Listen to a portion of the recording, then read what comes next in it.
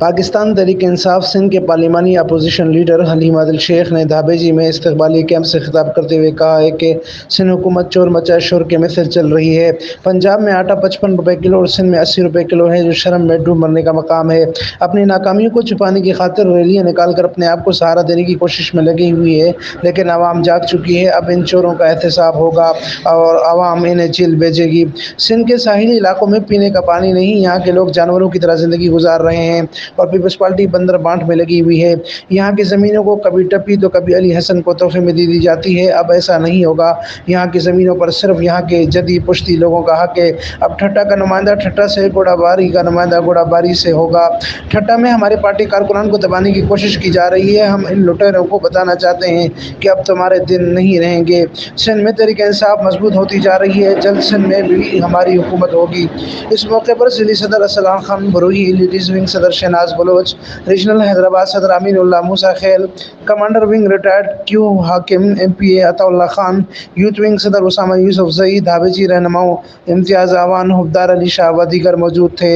इस मौके पर हलीम आदिल शेख का कहना था कि हमारे जो लोग हैं वो इस बात को समझते हैं कि 70 साल से जो लोगों ने मुल्क लूटा है वो 3 साल में बनने वाला नहीं था, लेकिन फिर भी हमारे प्राइम मिनिस्टर मुसलसल कोशिश कर रहे हैं इंशाअल्लाह कि पाकिस्तान को बेहतरीन बनाएंगे और जो आवाम को मुश्किलात हैं, ख़ासकर सिंध के लोगों को, उसको हल करेंगे।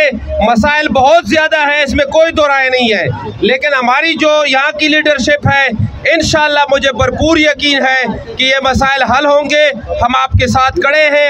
अज जो ठट्टे जो अवाम, सिंध जो अवाम सुञाणे चुको है उन्होंने चोरन के, जेके चोर बुधो न चोर मचाए शोर, जिन्होंने चोरी कई, जिन्होंने लुटियो, जिन्होंने हिते अवाम जो एहतसाल कयो ऐं उल्टो धरणा हणंदा था, एहतजाज कंदा था वतन। ठट्टे जी तारीख़ी हैसियत कंहिंखे मालूम कोन्हे। ठट्टो पाकिस्तान ठहण खां पहिरियां भी ये इक़्तिसादी राहदार हुई हिते।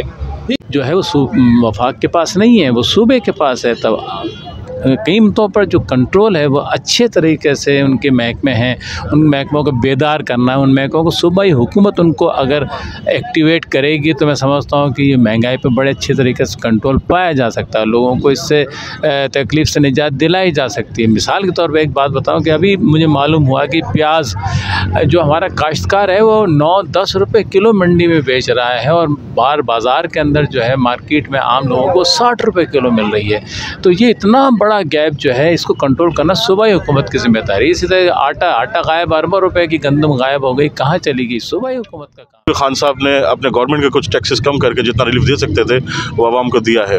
अगर देखा जाए तो दूसरे ममालिक के रेट्स के हिसाब से एशिया में सबसे निचला रेट इस वक्त पाकिस्तान में चल रहा है। और दूसरी बात, जैसा कि सिंध में आपको पता है आजकल आटे का मसला चल रहा है, तो उसके हवाले से मैं आपको बता दूं, पंजाब में आटा 45 रुपये किलो चल रहा है और यहाँ का सिंध का जो नोटिफिकेशन निकला हुआ है वो 48 रुपये किलो का। उसके बावजूद भी ये लोग 75 रुपये किलो आटा बेच रहे हैं, तो ये सिंध गवर्नमेंट की नाअहली है। Amin Farooqui, Fire Stone News Network, Thatta, Sindh.